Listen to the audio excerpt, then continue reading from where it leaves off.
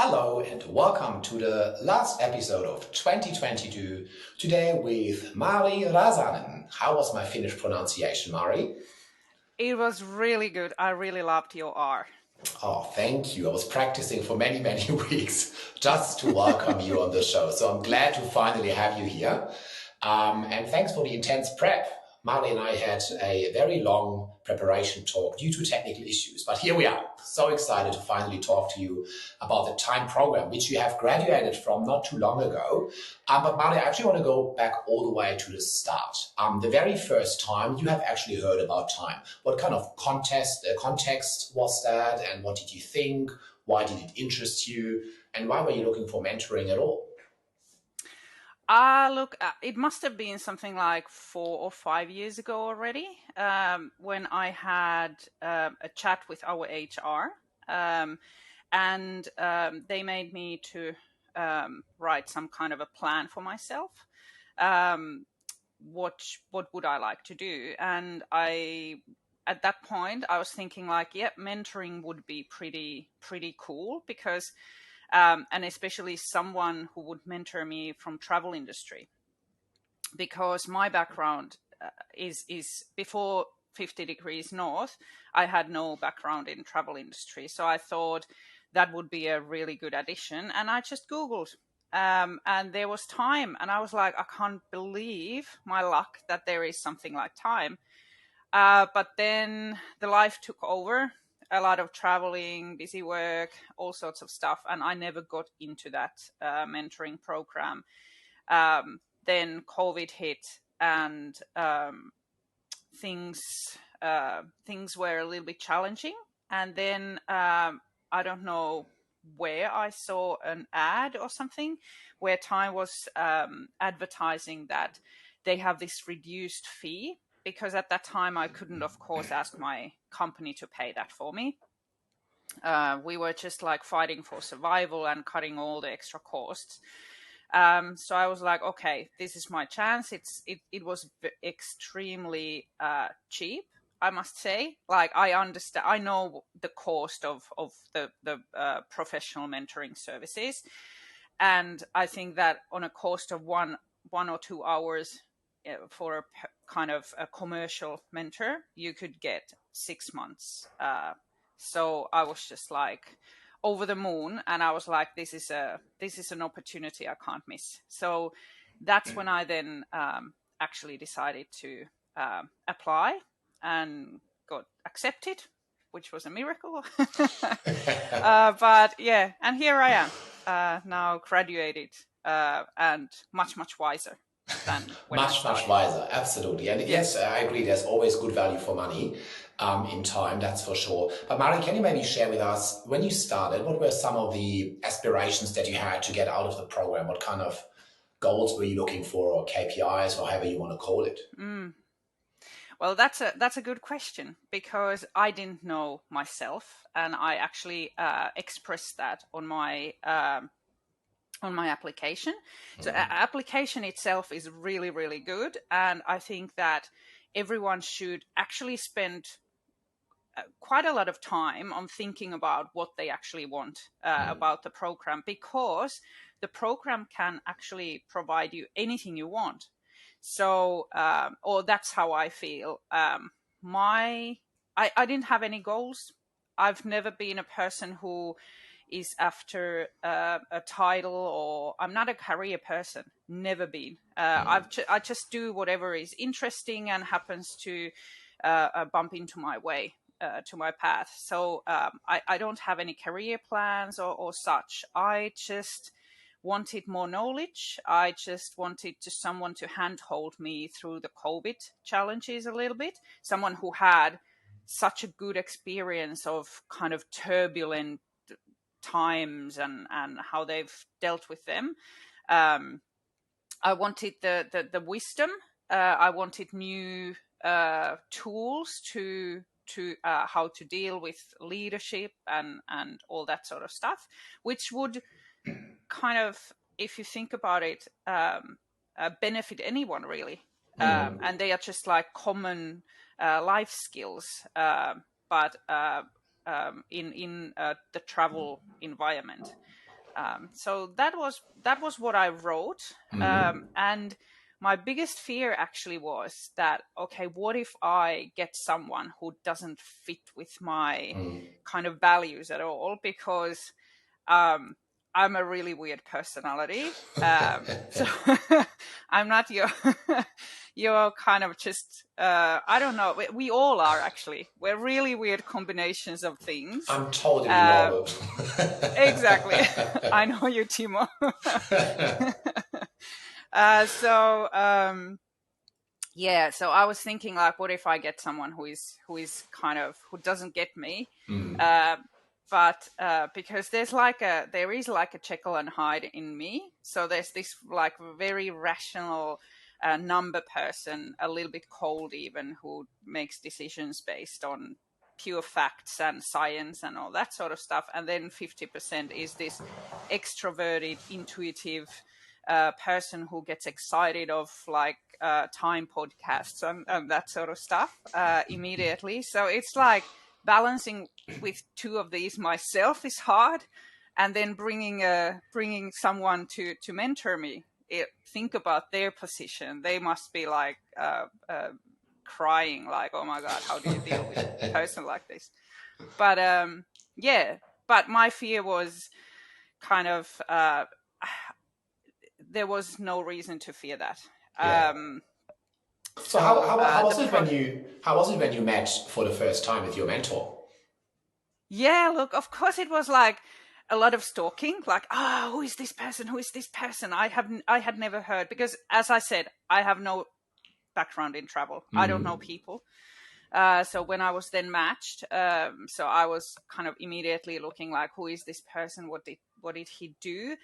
But one of the first things what happened with that was I said I told everyone at work that I'm gonna attend to this program, and then Alice knew this person, said, "Oh, I've worked for him. He's amazing." And the first thing she said was that the thing what I remember about him was that he was the director of the company, and Alice said that he always had an open door, and everyone felt all the time that they could, whenever they had something on their mind, they could go to that room, and the door was always open, and he was a really, really nice guy. So I was like, oh, well, that was a good start. But then when we met, it was I think that there's two kind of two big things. The first big thing was that, okay, I gave a lot of information, who I am and what are my values, so they can do the matching properly. Then the other thing is that all the time mentors, they are professionals. It's not just like your ordinary manager from a big company who comes to mentor. They also have to go through a kind of a process. And they really have to know how to deal with different people. So they also can change a little bit their kind of ways of mentoring according to who they are mentoring and what their kind of needs are. Like a good leader can change a little bit their leadership style, depending on the situation and the people and all that sort of stuff. So that's what I got. I got someone whose values were very close. I'm a people person. That's my most kind of my priority are the people, whether they be our employees comes first and then clients come second.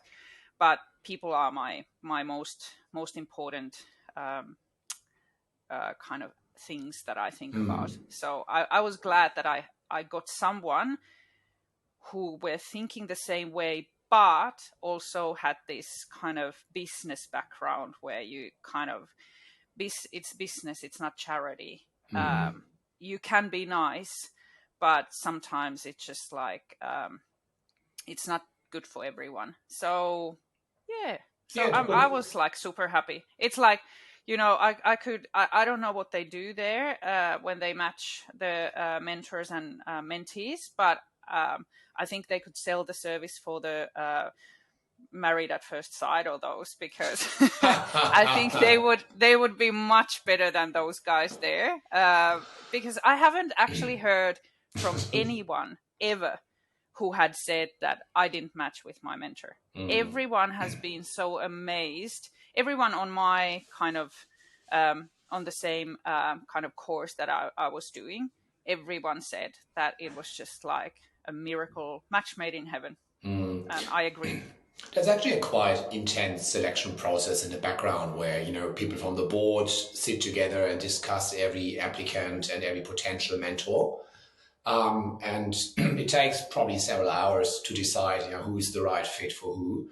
And then obviously you need to introduce and see if everyone is available. So it's actually quite intense process in the background. And thanks for pointing that out, because the hard work that these people put into that is very often not really seen.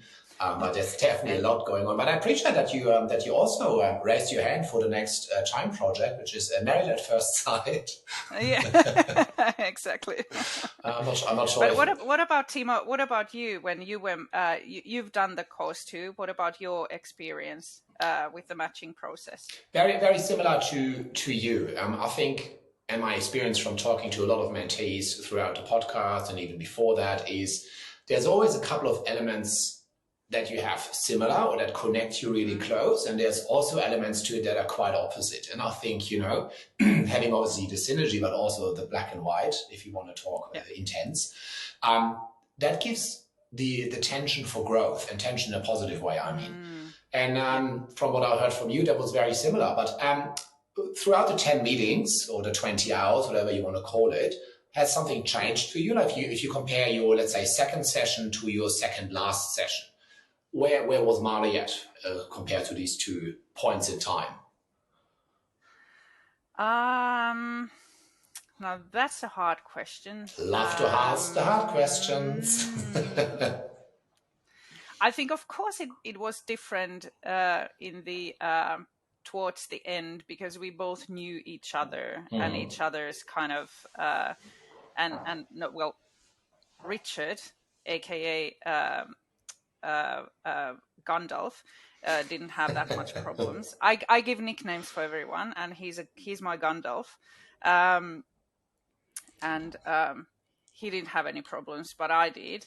So he knew them very well. So he knew already kind of what I actually needed the most. So maybe in the beginning, the meetings were very structured because we needed that. And I think, I don't know, Timo, what's your experience, but when you begin and you're just like looking for the direction more and getting to know each other, it's good to have that structure. It's good to have, I prepared myself every time for the meeting. So I was thinking like, okay, there was like one, we were discussing about something, a specific subject. And then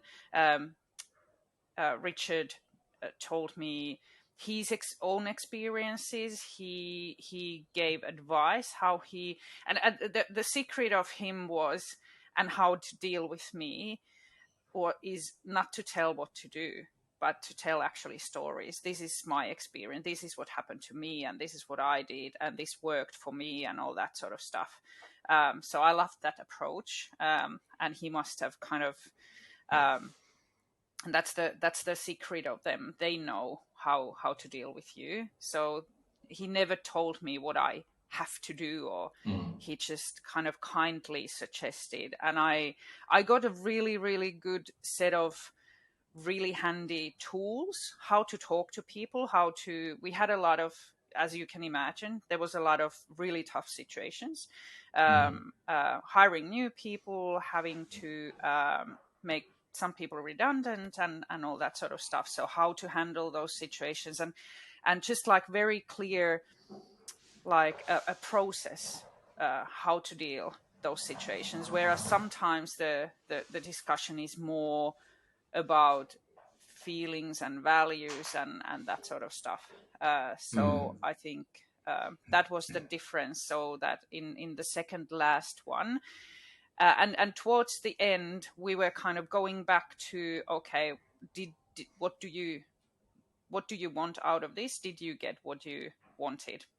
The one clear goal that I actually had, now that I'm thinking about it, was to be able to have some kind of a little bit longer term strategy, because COVID made it so hard. How can you predict?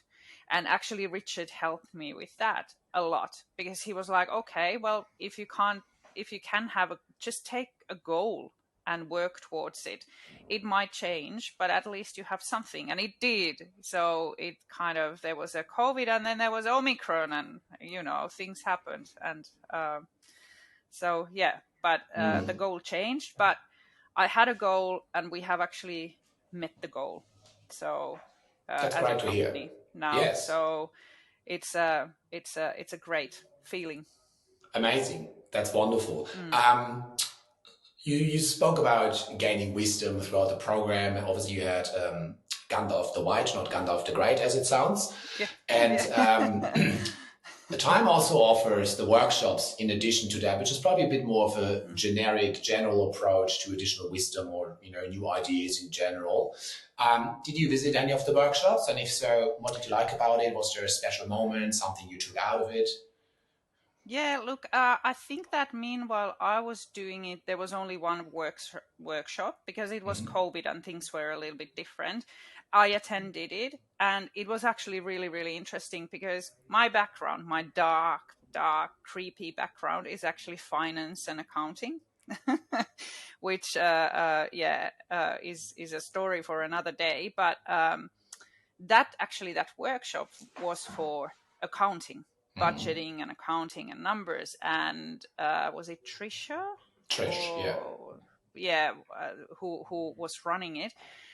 And you would think that, okay, someone with kind of a fair bit of years there and training and everything would be a little bit bored, but that was far from it. So I actually learned so much, because I do it as my profession, and I still every day do something to do with numbers and accounting. It's kind of a different vocabulary, different way that I kind of see it. But when she explained it for normal people, I actually learned how people view it, and what would be beneficial for me actually, to how could I explain things for my employees so that they get it and not fall asleep after 2 seconds, like. So it helped me a lot in that way, and it was really, really good.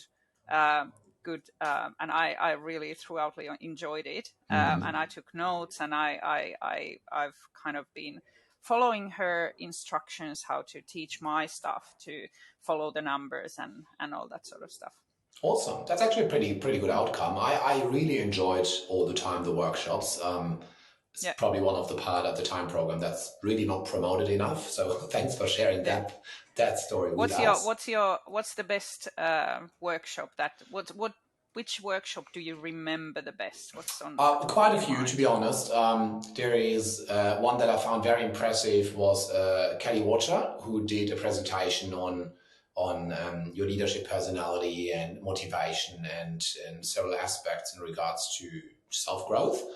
And she's just such an amazing presenter. Just watching her, I don't even have to listen. She's just such a stage presence. It's amazing. Love it. Love it. You are similar, by the way. First time I saw you in a room, there was just like a halo around you. you were there in the middle, just like, I was like, oh, who's that person over there? And which brings me to the next topic, the lovely networking events. So when was the first time you actually attended a networking event of time, and how did you feel? I was already in the program. I think it was one of the first events we had in Melbourne after COVID. So Ingrid is organizing those, Ingrid Brethelsen, and I'm there every time I can. And it was really good. You will see a lot of industry people on those events. You'll kind of. I'm not. I talk a lot. I'm a very social personality, but I'm not a person who seeks for contacts or talks to people just to gain something. Mm. I'm more after interesting stories and interesting persons, and I talk with anyone, and they are all always such a good fun, and there's always a person, at least in Melbourne, networking events, who tells their story, and that makes it so interesting. They tell their personal journey from when they were little to where they are now, and it's so interesting to hear how the life just like throws you to different situations and places, and to hear what kind of um, a choices they make in their life, and sometimes you look at like Alan Joyce,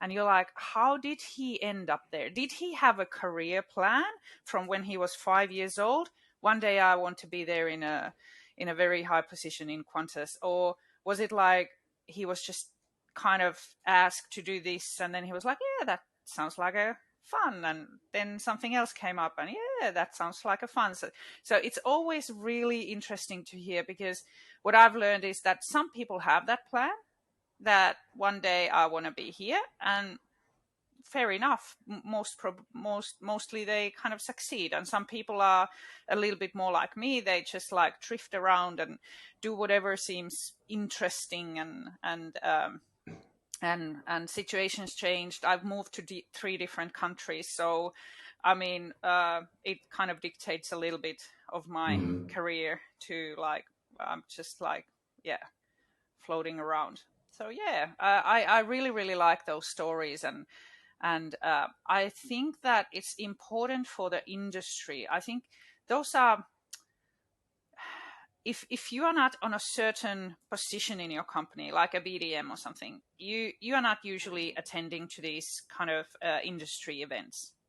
So only certain people with certain position attend to those events. But time gives you the opportunity to actually meet your industry colleagues, even if you, whatever position you have. So and talk to them. And I think it's really really important for the industry to come together. Especially, I've seen that after COVID, so many good things happen when the whole industry just decides together, they're friends, even if you're the worst. I think it was Jake who said that the best thing about travel industry is that no matter how fierce competitor you are to each other, you're always friends, and it's always nice.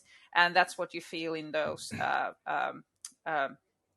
time gatherings, that everyone just like gets along, no matter who they are, where they come from. You get to know each other, and there's a lot of good things happening there. Like, for example, one thing, I've been talking a lot about the booking fees. Like, should we as a travel agents or tour operators ask for a booking fee? And the more you talk about it, like, you're doing it too, you are doing it, hey, have you considered doing it? So actually those are the places where you can kind of influence these really important decisions too, and kind of share the knowledge. No, I fully agree, and I also love that it's such an inclusive environment. It doesn't matter if you're actually directly in travel or somehow working related to travel, or it's just a very open community, and everyone is so extremely supportive. I remember my first networking meeting. I'm similar to you, love to talk to people, but I'm not per se a networker. If I don't know anyone in the room, it's just a bit like, okay, let's observe first. But look, I was there for 5 minutes, and someone just came over, introduced themselves. I said I was there for the first time, and just started introducing me to other people. Like, in half an hour, I knew half of the room. So Exactly. that was really, really lovely experience. And just back to what you said about the presenters at a networking meeting who share their life stories. I've heard over the many, many years, because I'm at least as old as Gandalf the Wise, I did realize they all have one thing in common, and they all had one stage in their career where they had to make a decision that scared them to hell, and they were so unsure if that's the right step, and they all went for it. and they just Yeah. took that step outside of the comfort zone. And that's usually the situation where they really appreciated the mentoring and the opportunity to have someone, either the network or a personalized mentor, such as the time program, to help them through. So that was very interesting to if you compare all the different ones. That's the common theme, from my understanding at least. Yeah.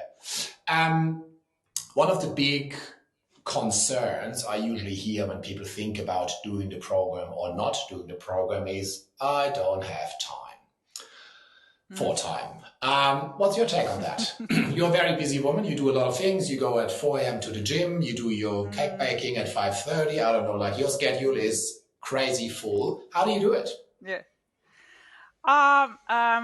Yeah, it's the Jekyll in me. Yeah, I hate the word busy, and you don't hear me saying very often that I'm busy, because busy represents something that it's you create the busy yourself in a way. There might be kind of there might be kind of periods in your life when you are a little bit more busy, but then you have to do something for it, and you have the keys to do something for it. So my yeah, I actually I train every day, I study 2 hours every day, I work approximately 10 hours every day, and I have I have the advantage of having a very kind of well-trained husband who knows how to clean and cook. And then my daughter is already 22, and she got kind of fed of us and moved all the way to the other side of the world. So, but I still talk to her every day. So I make sure that there's a slot for her in my schedule. So yeah, it's just basically because it's important. And I prioritize the things that are important for me. And come on, what could be more important than you getting all this advice? For what we did with Gandalf, we had a session for 1 hour each week, because I think that suited me very well. 2 hours for me was a little bit kind of long. And then 2 weeks apart, I thought that maybe, and Gandalf was totally fine with that, Richard. Yeah, that's what we did, and I didn't feel that it takes away anything. It's 1 hour in your day. How much do you spend on Facebook? Come on, it's just like prioritizing your time. So I think it's just a stupid excuse not to do it. So if you feel that you don't have time, think again and think, what's the real reason you don't do it? So that's not the reason. 1 hour per week is totally doable for anyone, really. You just have to organize your things a little bit around it. But I understand that it took years for me to actually sign in to the program. And as I said, life took over. I was traveling a lot, and I thought that maybe I can't commit to this 6 months. But looking back at it, I was actually unsure of myself. I was thinking like, I'm not worth it. I'm not experienced enough. I'm not in a position where I could go there confidently. It's like going to a school and saying, I can't go to school and learn something because I don't know it. You get what I mean? Sometimes people are like, I'm not good enough in skiing to go ski school. Well, that's why you go there, so you become better. So I think it has a lot to do. And then I was a little bit afraid of all the industry people there. What about if they think that, this person knows nothing, kind of. But it's totally opposite. Anyone is just like, everyone has such a weird background, everyone.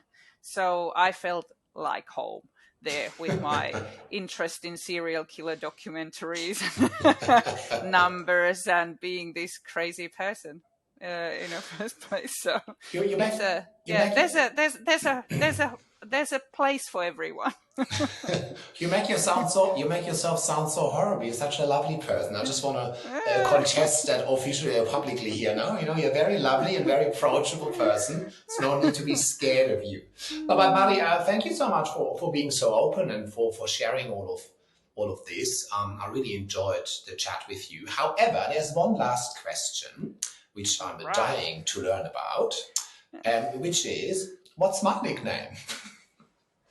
Oh, well, that takes a little bit of time, Timo. Okay. Um, I'm glad you didn't say straight away Gollum. But no. Do you remember the first email chat we had? I do. Tilo. Yes. You're Tilo. Tilo, here we go. Okay, I'll take that. Yes, like J-Lo's little brother. J-Lo's little brother. Let's not talk about Ben Affleck again. Exactly. Yeah, we'll leave that. we leave that for the networking events. Yes.